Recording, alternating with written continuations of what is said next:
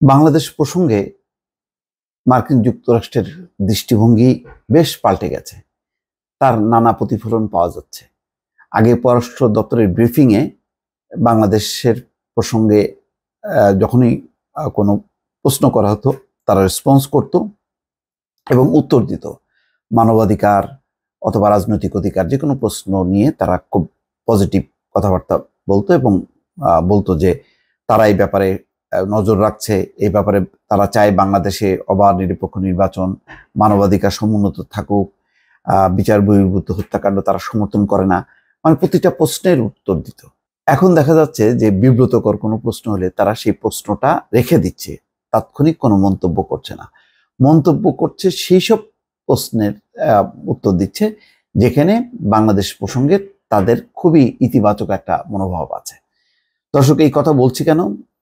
সর্বশেষ যে পররাষ্ট্র দপ্তরে যে ব্রিফিং হয়েছে সেখানে ম্যাথিউ মিলার ইন্টারেস্টিং কয়েকটা বিষয়ে জবাব দিয়েছেন, গুরুত্বপূর্ণ বিষয়, যেখানে অন্তর্বর্তী সরকারকে তারা যে সহযোগিতা করতে চায় এবং অন্তর্বর্তী সরকারের পাশে যে তারা আছে সেই বিষয়টা তারা বারবার জানান দিচ্ছে, কিন্তু তার বিপরীত প্রশ্নগুলো এড়িয়ে যাচ্ছে। বলছেন যে এই প্রশ্নগুলো আমি রেখে দিলাম, পরে জবাব দেব। তার মানে বোঝা যাচ্ছে যে এখন অনেক বেশি তারা সতর্ক।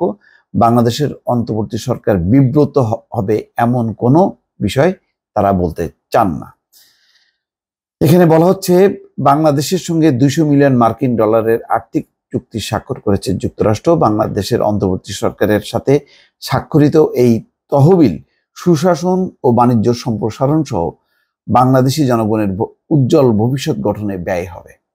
স্থানীয় সময় সোমবার নিয়মিত সংবাদ সম্মেলনে এক সাংবাদিকের প্রশ্নের জবাবে এই কথা বলেন মার্কিন পররাষ্ট্র দপ্তরের মুখপাত্র ম্যাথিউ মিলার। এদিন ব্রিফিংয়ে বাংলাদেশের শীর্ষ সন্ত্রাসীদের কারাগার থেকে মুক্তির প্রসঙ্গটি উঠে আসে, তবে এই প্রশ্নের কোনো জবাব দেয়নি যুক্তরাষ্ট্র।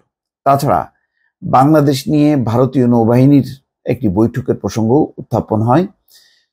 এই দুটি বিষয়ে তাৎক্ষণিকভাবে কোনো উত্তর না দিয়ে তাদের প্রশ্ন তিনি গ্রহণ করছেন, অর্থাৎ ম্যাথিউ মিলার গ্রহণ করছেন, পরে এর উপযুক্ত জবাব দেবেন এই মর্মে তিনি শেষ করেন।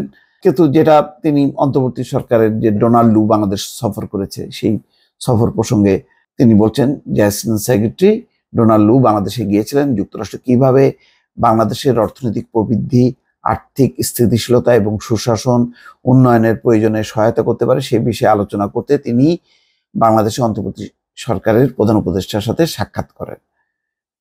তিনি বলছেন যে 200 মিলিয়ন সহায়তা দেয়া এই বিষয়ে এটা মানে যুক্তরাষ্ট্র ইতিবাচকভাবে বাংলাদেশকে সহায়তা করার জন্য করেছেন, এই প্রশ্নের উত্তর দিচ্ছে। অর্থাৎ মূল বিষয়টা হলো যে প্রথম থেকে দেখেন যে এই টিম বাংলাদেশে এসেছিল 6 সদস্যের, তারা কিন্তু বলেছে যে ইউনূস সরকার যে এই সংস্কার প্রস্তাব করেছে সেই সংস্কারে তারা সমর্থন শুধু না, প্রয়োজনে তারা যে কোনো ধরনের কারিগরি সাপোর্ট দিতেও প্রস্তুত।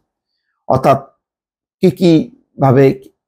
কিভাবে মানে সংস্কারগুলো হওয়া উচিত, প্রশাসন, বিচার, তারপরে নির্বাচন কমিশন, সমস্ত বিষয়ে তারা একটা ফর্মুলা ব্যাপারে তারা সহযোগিতা করবে। মানে কতখানি আগ্রহী হলে তারা মানে এই কথাগুলো বলছেন, এবং তারা বলছেন যে তারা প্রাথমিকভাবে এই সহায়তা তো ঘোষণা করেছে, তারা জেনে গেল বাংলাদেশের কি কি সংকট, কি কি প্রয়োজন, তার নিরিখে তারা আবার মার্কিন যুক্তরাষ্ট্রে ফিরে যাবেন, ফিরে যেয়ে তাদের মূল টিমের সঙ্গে কথাবার্তা বলবেন, বলার পর তারা আবারও বাংলাদেশের প্রয়োজন অনুযায়ী সহায়তার ব্যাপারে তারা তাদের ঘোষণাগুলো দেবেন বা অঙ্গীকার বা সাপোর্টগুলো যা যা করার দরকার সবগুলো করবে।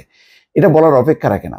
মার্কিন যুক্তরাষ্ট্রের যে চাওয়া ছিল বাংলাদেশে একটি অন্তর্ভুক্তিমূলক নির্বাচন, সেই নির্বাচনটা হয়নি।